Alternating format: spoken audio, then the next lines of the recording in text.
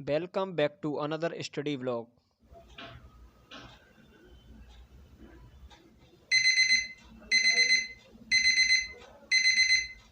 Hello दोस्तों, तो finally दोस्तों रात के बज चुके हैं 3 और जिस मकसद से आज हमें उठना है और जिस मकसद से अलार्म हमने लगाया है उसी मकसद को आज पूरा करना है। अपना रात्रि का जो भी शेड्यूल है वो आज आपके साथ शेयर करेंगे और अपनी स्टडी को कंटिन्यू करेंगे। तो उठने के बाद दोस्तों अपनी जो छोटी सी विंडो है वहाँ से आपको दिखाता हूँ। देखिए इस टाइम अंधेरा हो रहा है और ये छोटा सा फट्टा जो कवर लगा हुआ है इसलिए लगा दिया है क्योंकि सर्दियों का टाइम है और ठंडी हवा चलती है, तो इसलिए ठंडी हवा अंदर ना आए इसलिए इसे कवर को लगाना पड़ता है, पैक करना पड़ता है पूरी तरह से। तो इसे लगा दिया, इस टाइम अंधेरा हो रहा है। तो अपना जो सेशन है वो स्टार्ट करते हैं। नाइट का सेशन बहुत ही अच्छा सेशन होगा आज। तो फाइनली दोस्तों मैं आ चुका हूँ अपने स्टडी टेबल पर और अपना जो नाइट का सेशन है वो स्टार्ट करेंगे भारतीय अर्थव्यवस्था के साथ। और टाइम हो चुका है 3:10 हो चुकी हैं। तो आज का ब्लॉग बहुत ही अच्छा होगा। तो आज इसमें हम पढ़ने वाले हैं 5वां चैप्टर हमारा जो चल ही रहा था, भारत में नियोजन, प्लानिंग इन इंडिया। इसमें हमारा जो टॉपिक है वो है राष्ट्रीय विकास परिषद, नेशनल डेवलपमेंट काउंसिल। इसके बारे में हम पढ़ेंगे। इसके जो जो भी फैक्ट्स होते हैं वो सारी चीज़ें पढ़ेंगे, जैसे हमारा एनडीसी है, जीसी है, पंचवर्षीय योजना जो होती हैं, फर्स्ट प्लान क्या होता है, सेकंड प्लान क्या होता है, सेंट्रल प्लानिंग क्या होती है, इन सारी चीज़ों के बारे में पढ़ेंगे। तो इन सभी टॉपिक को स्टार्ट करते हैं। उससे पहले आपके क्वेश्चन थे कि जो हिस्ट्री हम पढ़ते हैं, जैसे हमारा मॉडर्न है, मिडिवल है, एशियंट है, उसके लिए आप कौन कौन सी बुक फॉलो करते हो। तो मैं आपको बुक दिखा देता हूँ जो मैं फॉलो करता हूँ। मेरे पास तीनों की है, मॉडर्न, मिडिवल और एशियंट। तो अभी आपको दिखाता हूँ। सबसे पहले हमारा जो आता है मॉडर्न, भारत का आधुनिक इतिहास, जो हमारा है स्पेक्ट्रम की बुक है, देख सकते हैं ये वाली बुक है।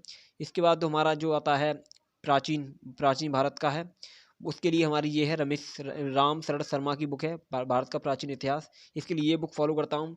उसके बाद आती है हमारा मिडिवल, मिडिवल मध्यकालीन भारत का इतिहास। उसके लिए हमारी ये वाली है, इसका कवर थोड़ा अलग तरह का है, तो फिर ये वाली बुक है जो मैं फॉलो करता हूँ।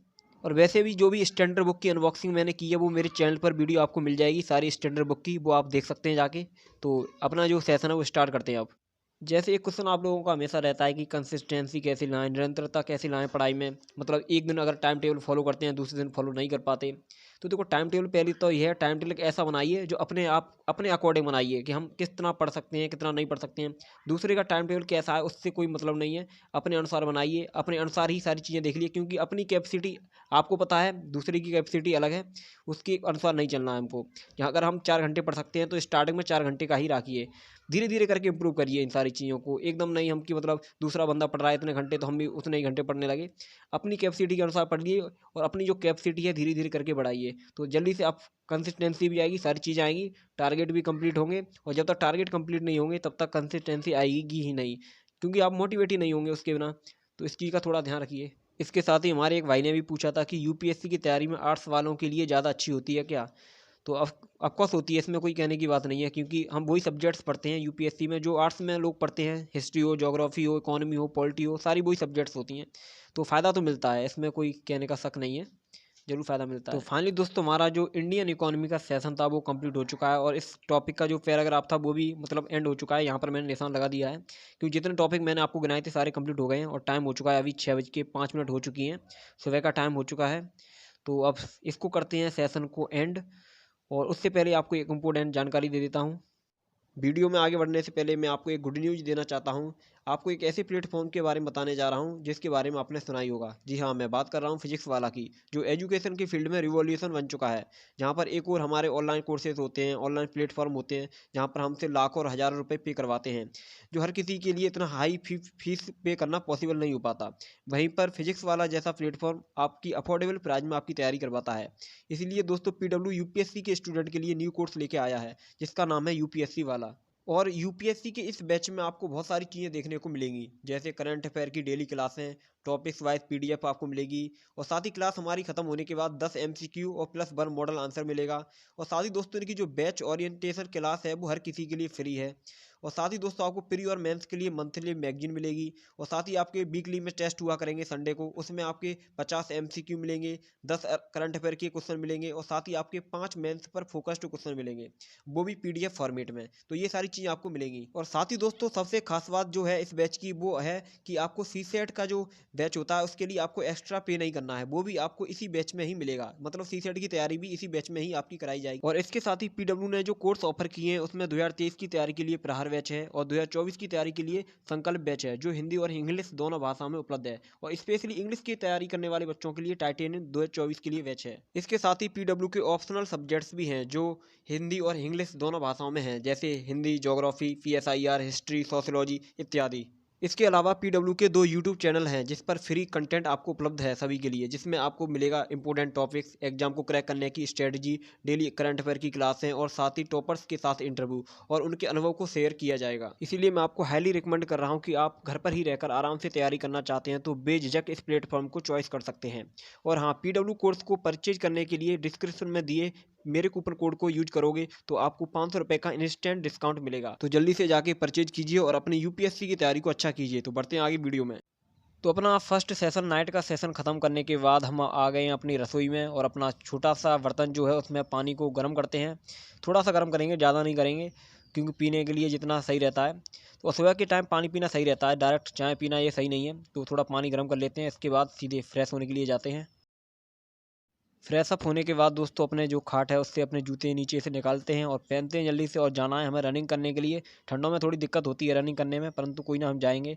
और जूतों का कंडीशन भी आपको दिखा देता हूँ, देखिए कैसे छेद हो गए हैं इसमें। जब भी रनिंग करता हूँ तो जो पैर का जो अंगूठा होता है वो बाहर निकल जाता है, इसमें जूते चलते ही नहीं है ज़्यादा। चलो कोई ना, अब सीधे अपने जल्दी से रनिंग करने के लिए जाते हैं। खोलते हैं अपना गेट और देख सकते हैं इस तरह का नज़ारा है। बाहर का मौसम बहुत ही अच्छा है, बहुत ही सुहावना मौसम है, बहुत ही ठंडा मौसम है, क्योंकि सर्दियाँ जो है बढ़ती जा रही हैं धीरे धीरे करके। चलो कोई ना, रूम में लगाते हैं लॉक जल्दी से, और लगा दिया है रूम में लॉक। अब जल्दी से चेक तो कर लेना चाहिए एक बार। चलो कोई ना, चलो सीधे अब जल्दी से बाहर निकलते हैं। और जैसे ही मैं रनिंग करने के लिए निकला, तैसे ही इस भाई ने भी कहा कि मैं भी चलूँगा आपके साथ, तो इसने भी साइकिल निकाल ली है। चलो आज हम साइकिल से ही चलेंगे अपने ग्राउंड। तो बैठ चुका हूँ साइकिल पर, और पहली बार तो नहीं चला रहा हूँ, मतलब बहुत टाइम बाद चला रहा हूँ साइकिल, क्योंकि अपने यहाँ ही चलाई थी, यहाँ पर साइकिल चलाने का काम मौका मिला है। चलो साइकिल चला के जल्दी पहुँचते हैं अपने वहाँ पर। साइकिल चलाते चलाते अब थोड़ी चढ़ाई पड़ गई, इस पर भी चढ़ानी है हमको। तो थोड़ी बहुत साइकिल चलाने के बाद फाइनली हम अपने ग्राउंड में पहुंच ही गए। अब यहाँ पर मुझे रनिंग करनी है, तो रनिंग करता हूँ जल्दी से। तो अपनी रनिंग जो है कंप्लीट करने के बाद अब सीधे अपने रूम के लिए निकलते हुए, तो जल्दी से अपने रूम को पहुँचते हैं, वहीं पर आपसे सीधे मुलाकात करते हैं। तो हो गई दोस्तों मुलाकात, रूम पर आ चुके हैं और अपना झाड़ू जो है उठाने का काम स्टार्ट हो गया है। अब सीधे जल्दी से अपने रूम को क्लीन करते हैं और साफ़ सफाई करते हैं। सुबह का काम जो होता ही है वही करना है, तो करते हैं जल्दी से। तो अपनी साफ़ सफाई करने के बाद अब हमें लगने लगी है चाय की तलब। तो तलब को ख़त्म करने के लिए जल्दी से अपनी चाय बना ली है हमने, और चाय जो है उबल कर रेडी हो चुकी है और बन के ही रेडी हो चुकी है। अब सीधे इसे करना है अपने गिलास में। तो ये कर ली हमने अपने गिलास में जल्दी से, क्योंकि कप में नहीं करते, कप में थोड़ी बहुत आएगी, क्या फ़ायदा गिलास में ही करो सीधे। तो करते हैं जल्दी से। तो ये है दोस्तों आज का हमारा नाश्ता करने का टाइम। नमकीन है और चाय है। दूध मत बोलना ऐसे, चाय की पत्ती कम डाली इसलिए थोड़ी लग रही होगी आपको, ऐसे ही बनाता हूँ मैं ज़्यादातर। तो अपनी जल्दी से करते हैं इसे ख़त्म। तो नाश्ता करने के बाद दोस्तों अपना जो सेकंड सेशन है वो करेंगे स्टार्ट। और अभी मेरे हाथ में यूपीएससी का सिलेबस पाठ्यक्रम, उसके साथ ये भारतीय कला एवं संस्कृति नितिन सिंघानिया। तभी आपको टाइम दिखा देता हूँ, टाइम हो चुका है 9 बज चुके हैं करेक्ट। तो अपना इस सेशन को स्टार्ट करेंगे, बहुत ही अच्छा सेशन होगा। तो उससे पहले सबसे ज़रूरी है यूपीएससी के सिलेबस को देखना, क्योंकि यूपीएससी का जो सिलेबस है उसे आप एक बार में तो मतलब अपने दिमाग में फिट नहीं कर सकते। बार बार जब उसका रिवीजन करोगे, बार बार उसे देखोगे, उसके टॉपिक को समझोगे, तो सारी चीज़ें क्लियर हो जाएंगी। उसके बाद अपनी जो है नितिन सिंघानिया स्टार्ट करते हैं, कला एवं संस्कृति। बहुत ही अच्छी सब्जेक्ट्स है, बहुत ही पढ़ने में बहुत इंटरेस्टिंग है। और इस सब्जेक्ट्स में हमें वही चीज़ देखने को मिलती है जो हमने 6 या 7th क्लास में एनसीईआरटी पढ़ी है। उसमें जो प्राचीन चीज़ें हैं, प्राचीन मुद्राएं हैं, जो भी हमारी कला एवं संस्कृति से जुड़ी हुई चीज़ें हैं, वो सारी चीज़ें इसमें आपको पढ़ने को मिलेंगी। डीप में एकदम विस्तार से आपको पढ़ने को मिलेंगी। उसमें तो आपने नॉर्मली पढ़ा था, इसमें आपको विस्तार से मिलेंगी। जैसे हमारी एक सिस्टर ने पूछा है कि मतलब आंसर राइटिंग कब स्टार्ट करें, एनसीईआरटी पढ़ने के साथ ही या एनसीईआरटी कंप्लीट करने के बाद ही। तो आंसर राइटिंग तो हमें जब स्टार्ट करनी चाहिए जब हमारा जो मेंस का एग्जाम उसमें होता है, उसमें हमारे जीएस के जो पेपर होते हैं उसके सिलेबस को यदि एक बार हम कंप्लीट कर लेते हैं, उसकी जो भी सब्जेक्ट्स हैं उनको एक बार कंप्लीट कर लेते हैं, उसके बाद हमें आंसर राइटिंग स्टार्ट कर देनी चाहिए। स्टार्टिंग में मतलब आंसर राइटिंग स्टार्ट नहीं करनी है हमें। तो फाइनली दोस्तों हमारा जो कला एवं संस्कृति नितिन सिंघानिया का जो सेशन था वो भी कंप्लीट हो चुका है इस टाइम। और जितना भी हमें कवर करना था वो सारे कवर कर लिए हैं हमने। टाइम अभी हो चुका है 12 बज चुके हैं। तो 12 बज चुके हैं तो अपना जो सेशन है यहीं पर एंड करते हैं। 3 घंटे हो चुके हैं प्रॉपर। तो अब सीधे जाना है हमें खाना खाने के लिए, क्योंकि सुबह से खाना हमने खाया नहीं है, तो भूख भी लगने लगी है बहुत तेज़। तो जल्दी से जाते हैं खाना खाने के लिए। और सुबह का टाइम ऐसा होता है कि एक बार आप नाश्ता कर लें तो जल्दी भूख नहीं लगती, तो टाइम पर ही भूख लगती है, दोपहर के टाइम ही। तो जाते हैं जल्दी से। तो फाइनली दोस्तों अपना सेकंड सेशन एंड करने के बाद अब मैं सीधे जा रहा हूँ खाना खाने के लिए। खाना आपको इसलिए नहीं देखने को मिल रहा होगा व्लॉग में, क्योंकि अभी थोड़ा मेरा स्वास्थ्य थोड़ा ठीक नहीं है, इसलिए भारी खाना खा रहा हूँ, परंतु जल्दी से अपने घर पे भी बनाया करूँगा खाना। तो अभी सीधे खाना खाने के लिए जाते हैं, और आज का ब्लॉग आपके लिए अच्छा लगा होगा। और फिर से एक नई ब्लॉग में मिलेंगे, जल्दी ही ब्लॉग लेके आऊँगा आप लोगों के लिए। तो टेक केयर, तैयारी करते रहिए, मिलते हैं अगले ब्लॉग में।